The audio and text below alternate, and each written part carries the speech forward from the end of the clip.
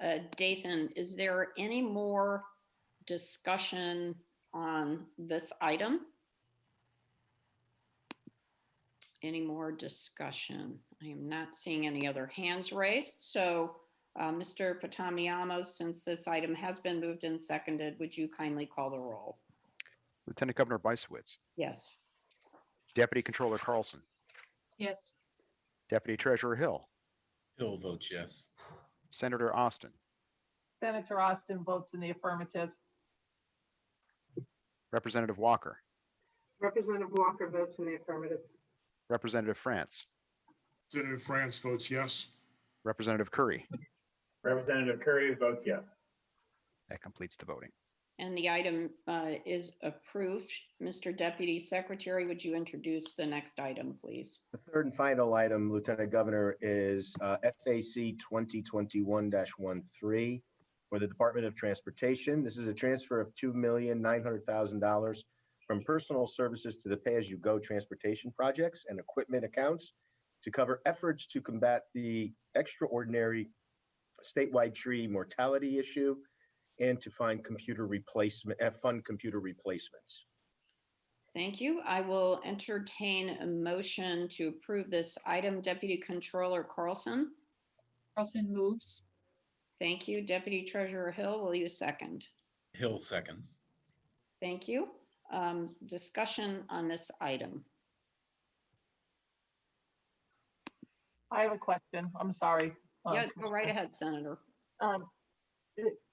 Commissioner, I'm curious on the pay-as-you-go transportation, $2 million.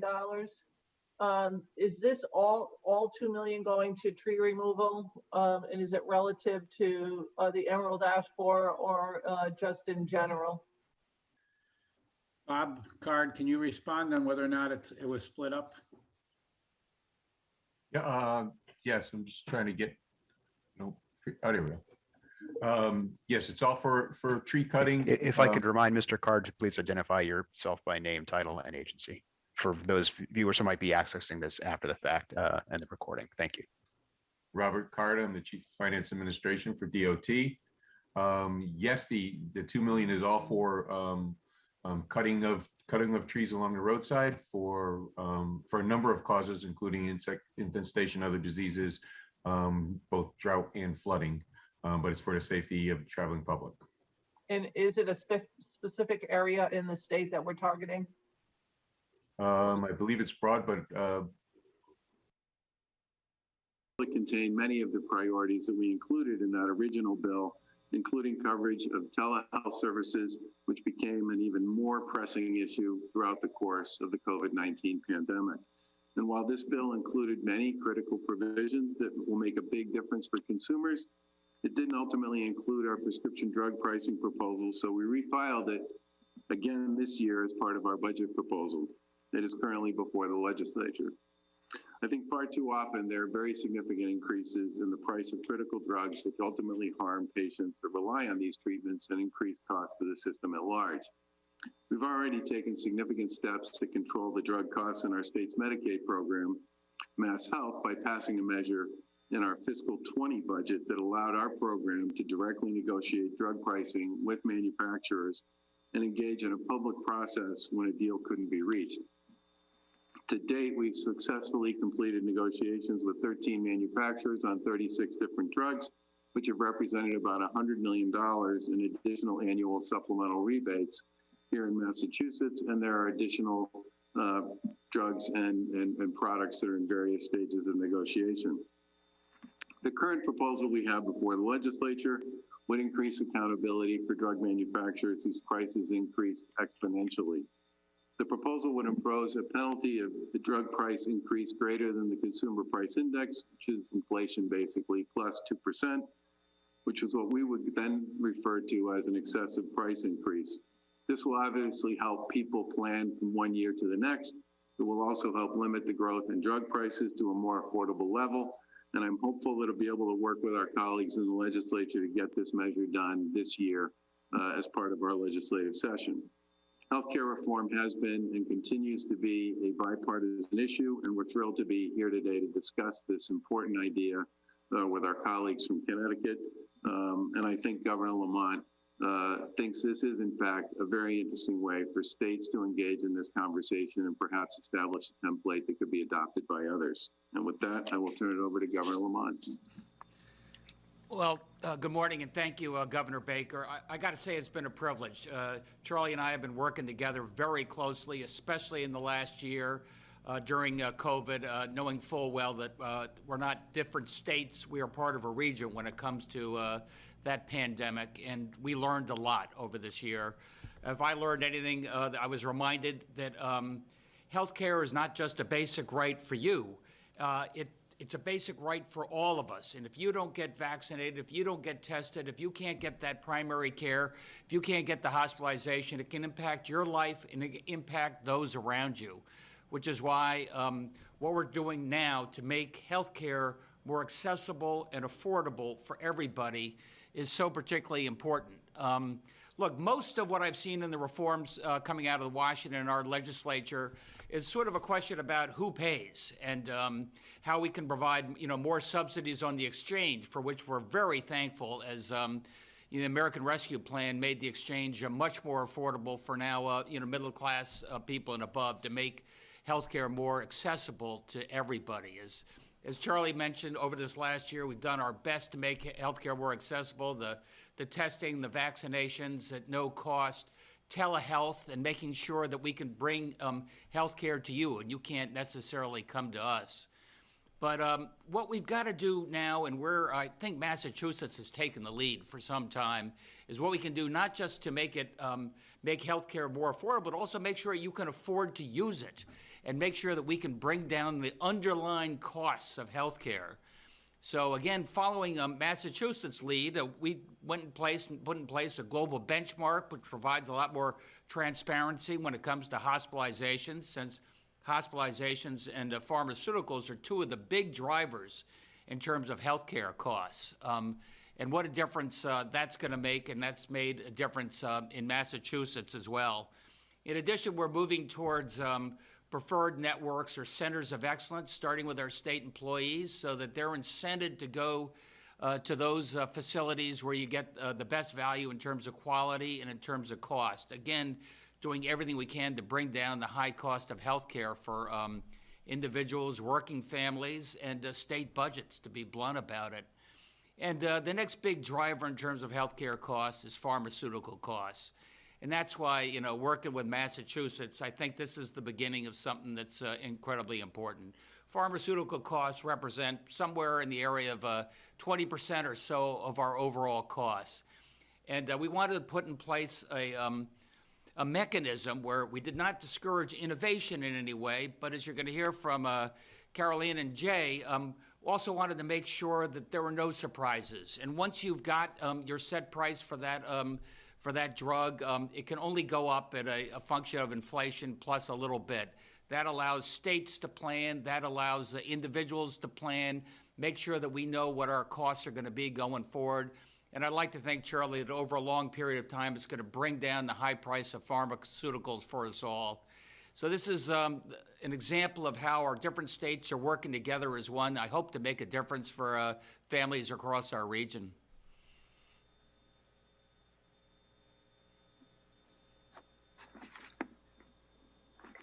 Hello, and thank you for being here today. My name is Carolina Chorvath. I'm a Boston-based journalist, and since the age of 10, I've also been living with Crohn's disease.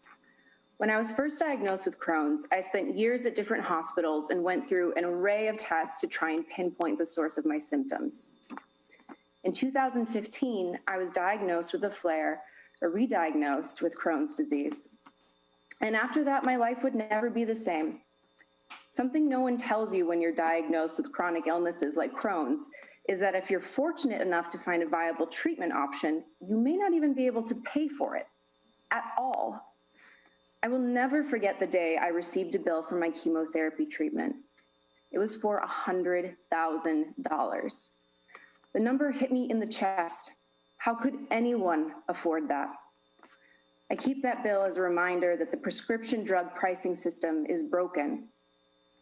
Every diagnosis anniversary, the reminder of needing to fight so desperately for the medication that I need to live comes crashing down like an anvil. Like so many others, I live at the mercy of drug corporations. I already have to deal with the excruciating pain and uncertainty of living with multiple chronic conditions. I, and no one else, should have to face unaffordable drugs that we need to live. And I'm a privileged white woman. I have health insurance that allows me to afford my medications, but I still live in fear of losing that insurance coverage or my medications disappearing. It is unacceptable to leave any patient wondering if they can afford to live. The system is inhumane, and it's time for that to change. That is why reforms like these proposed by Governors Lamont and Baker are so important. They take on high prices set by big pharma and bring some relief to patients like me. Hopefully this is just the beginning. Thank you.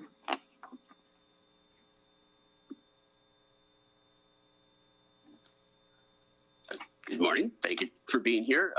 My name is Jay Geronimi, and I live in Groton, Connecticut. When I was 9 months old, I was diagnosed with cystic fibrosis, often called CF for short. CF affects the lungs and digestive system, making it hard to breathe and eat without treatment. In the mid-'80s, when I was diagnosed, it was predicted that about half of people born with CF would die before the age of 28. Growing up, I had to take pills just to be able to eat, and for the first 12 years of my life, the only treatment for my lungs was to physically shake the mucus off them. Treatment for CF changed drastically in the early 90s with Pulmozyme, a prescription drug that helps thin out mucus and allows CF patients to breathe easier.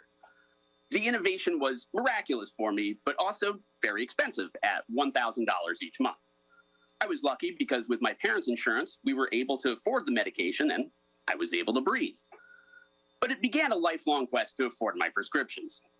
I have since spent my entire adult life trying to find ways to afford Pulmozyme and a variety of other medications, like currently on 10. I've spent years jumping through hoops to afford my drugs, whether on insurance or not. In fact, in 2008, my insurance lapsed.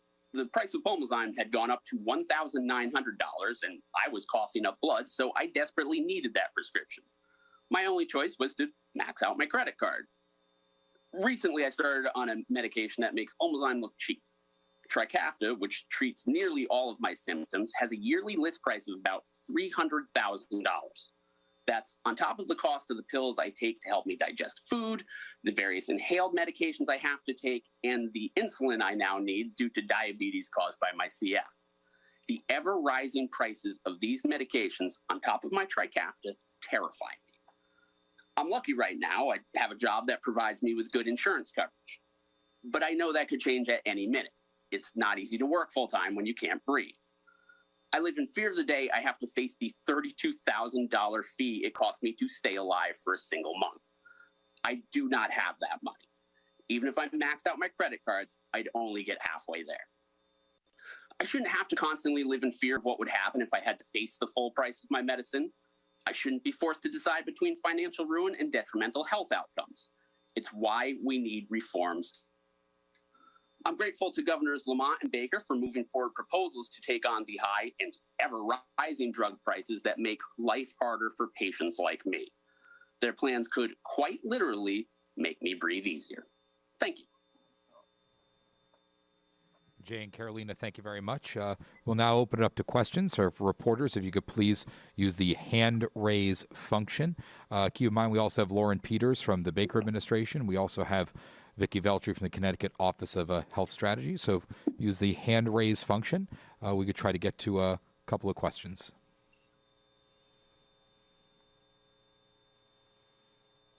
We'll start with Jessica Bartlett.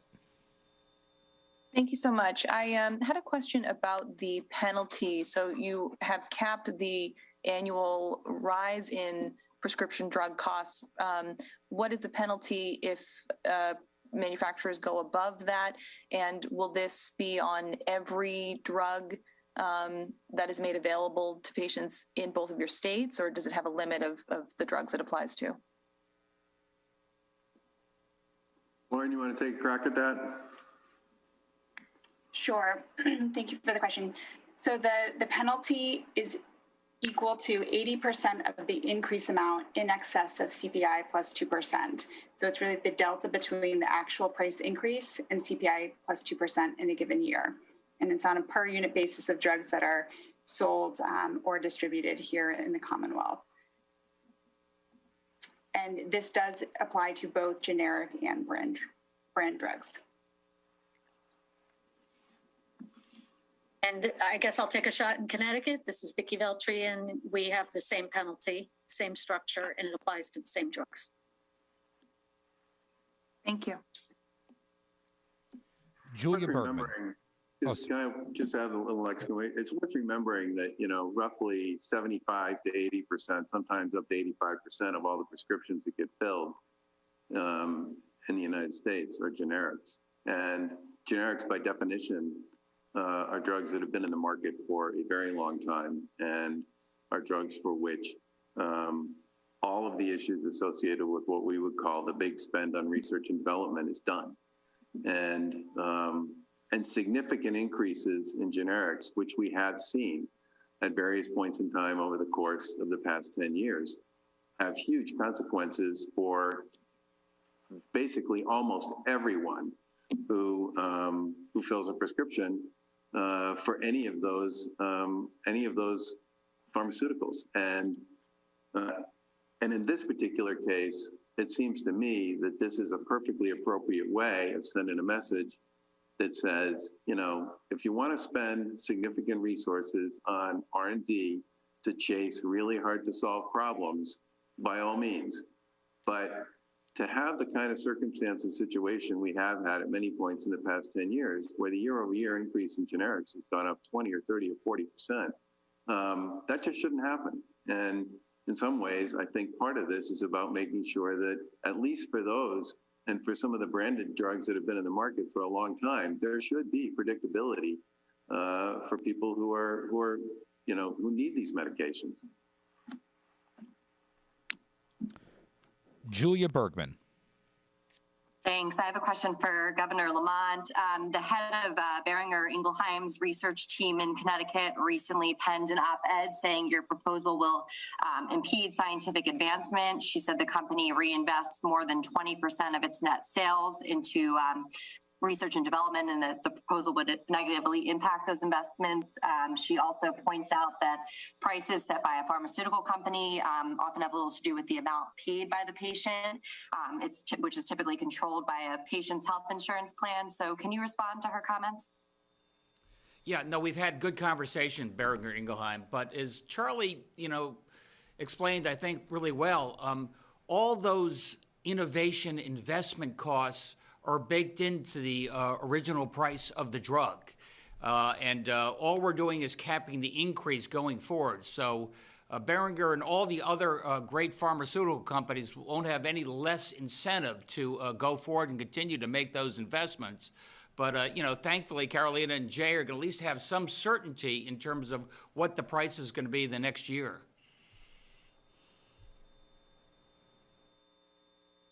Regarding the second question, I will chime in and say the list price does affect the price paid at the counter. There's significant research that shows what the list price is by a pharmaceutical manufacturer affects not just the acquisition cost by the pharmacy, but also what the patient pays at the counter, which often depends on, you know, the list price of the drug. So if they have a co-insurance or a copay, or if they're uninsured, they're going to be paying a percentage of the list price at the counter. The other point I would make with respect to this issue is there is sort of a standard practice in pharmaceutical pricing and negotiations that involve rebates, and I don't have a problem with that, but it is possible for people to use that list price as a mechanism to drive a particular actual price paid by the insurance carrier, by the individual buying the copay or the coinsurance on the drug. And I think in some ways, if you have a mechanism in place to deal with the list price, then some of the stuff that goes on with respect to the rebates gets a lot clearer and a lot easier. And that does flow through ultimately to what the insurance company is paying for the medicine and for what the insured individual or the uninsured individual is paying for that medicine as well.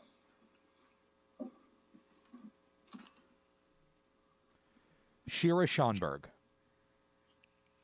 Thank you. I guess two questions. The first is, could this policy potentially incentivize drug makers to price drugs high initially, since there's no curb on the base price, but only on the growth? And then secondly, is there a mechanism in these policies to make sure that the lower prices actually trickle down to consumers rather than being swallowed by PBMs or insurers? I think both states have proposals in place to create a more transparent process for the so-called middleman in this process, the PBMs, which I think would be a good way for us to make sure that the benefit associated with this isn't lost at the ultimate point at which a consumer has to purchase their prescriptions or fill them. The other thing I would say about that is if you have a structure in place that deals with the vast majority of the drugs that are being purchased every single year, that establishes some structure around what's going to happen with respect to the price across, 85 to 95% of all the drugs that are out there.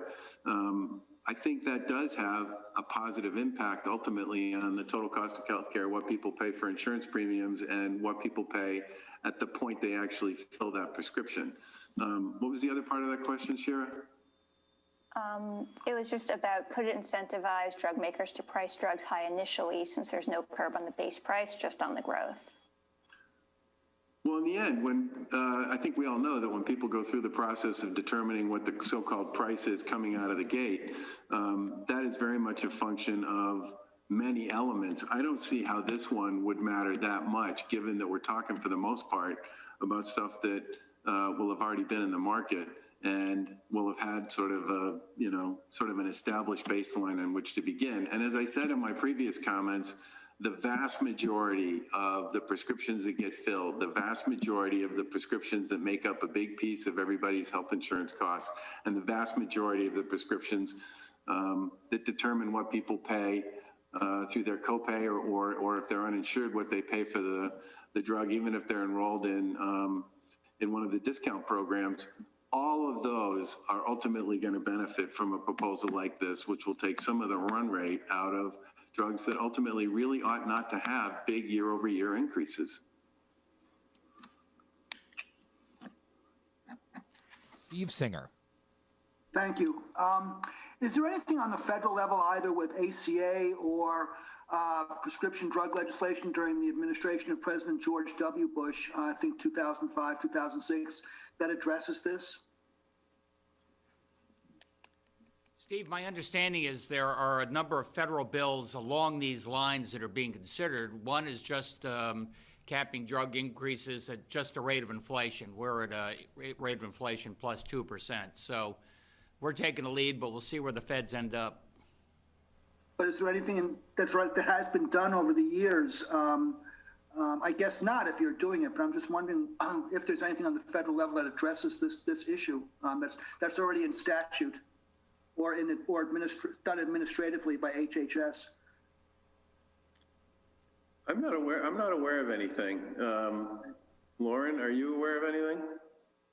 No, I'm not aware of any structure like this, being a penalty on price increases. Okay, thank you. Hartford Business Journal. Hi, yes. Bioscience is one of the few growing industries in both Massachusetts and Connecticut. Do you have any concerns that this may impact the growth of these industries, setting a template for other states on drug prices? I think most of the work that's being done in the biotech space is critically important, not just because they provide a lot of jobs, but because they solve a lot of problems, many of which are enormously complicated and difficult and challenging to solve. And, the success of this country's biotech and pharma industry in producing vaccines in an incredibly short period of time that are enormously effective once they were given the genome profile of COVID-19 is, you know, honestly, it's a miracle. But that is a lot different than the issue we're talking about here, which is a market in which the vast majority of the products that get sold every single day have been on the market for years, in many cases, decades. And why there would be this issue and problem continuing year after year after year with these products seeing very significant increases in their list price that go way beyond anything that looks like inflation, just flies in the face of what I would describe as sort of common sense. And I think from our point of view, companies should be able to significantly invest and significantly get a return for the work that they do to solve really complicated and difficult and challenging problems. But at the same time, I think it's important, especially when you're talking about medications that in many cases have been around for a really long time, that there be some mechanism that establishes some kind of control mechanism to deal with the increase in prices associated with those. Because at the end of the day, you're also hitting the vast majority of the people who fill prescriptions when you're talking about those medications too. And just to chime in on Governor Baker's comment, I mean, classic example is the EpiPen, right? That was invented years and years ago, but the prices kept going up. It went up at least 6 times in a 9-year period and has been around for a long time. What's the rationale behind a drug like that that's been around for forever and serves a really important need to be going up at prices that exceed inflation year after year?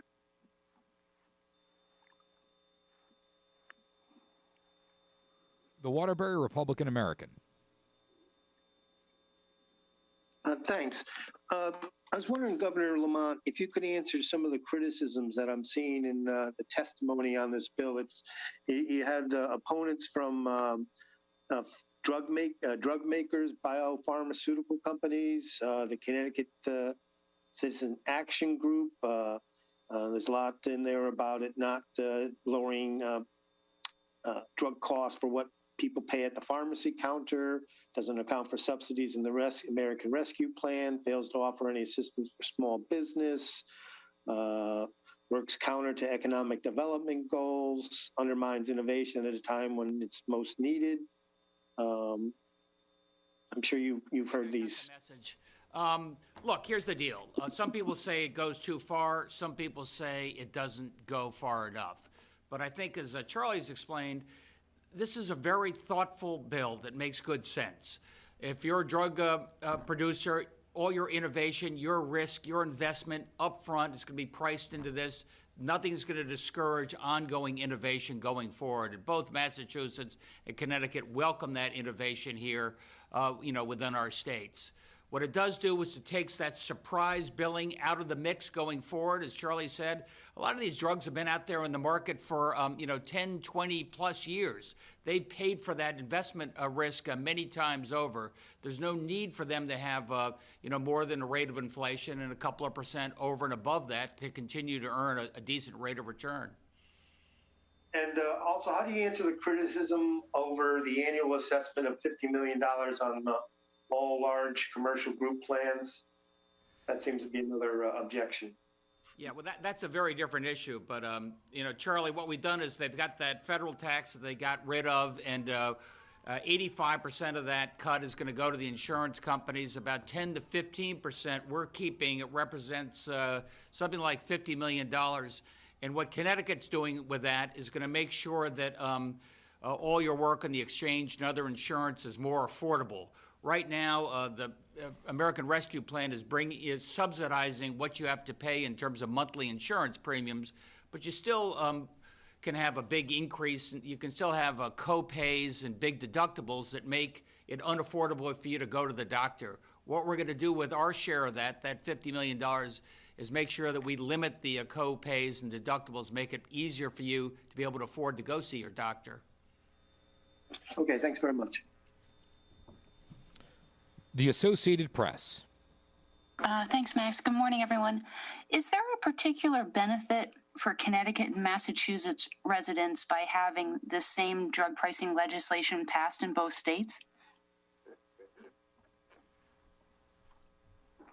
I don't think that wasn't what prompted us to pursue this or to engage in a discussion with Governor Lamont and his team about this. I think it was more that Governor Lamont and I were talking about a variety of issues around COVID, which obviously we've been discussing quite a bit over the course of the past year. And in that conversation, we ended up talking about some of the ideas that we were pursuing on healthcare reform. And this one in particular, I think, piqued his interest, and we started engaging in it between the two of us, and then on a staff level. We filed ours in January as part of our budget submission. As I mentioned in my testimony, we filed it previously in the legislative session before the pandemic began.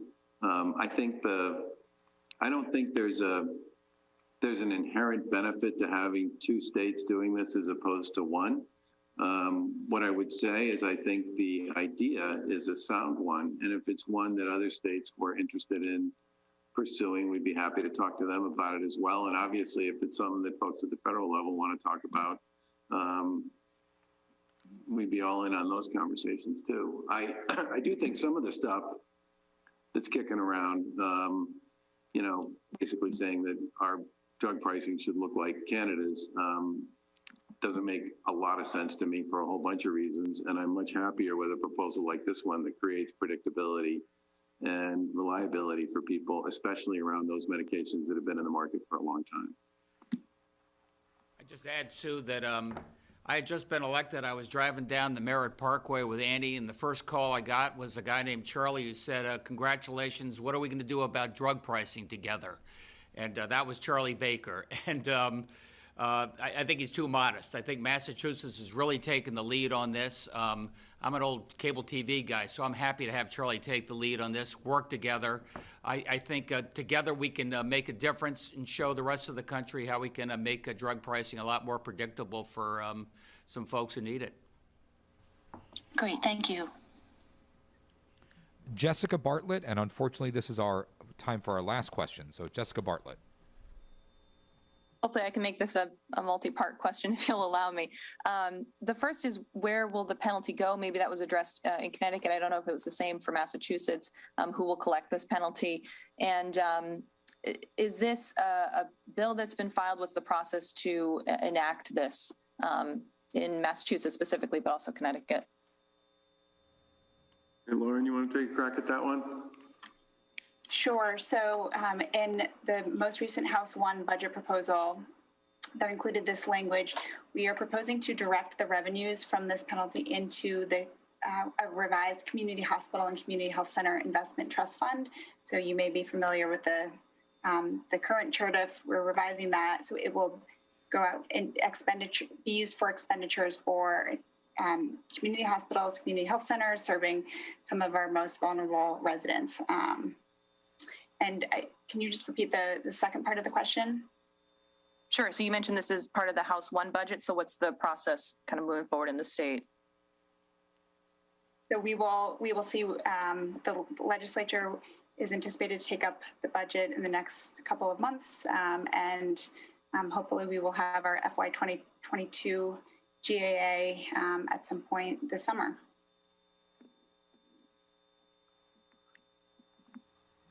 Thank you. So I think I can answer for Connecticut on behalf of the governor. So the penalty, if there is a penalty, and I just want to back up and say, we hope that the companies will limit their prices, their price increases under the legislation.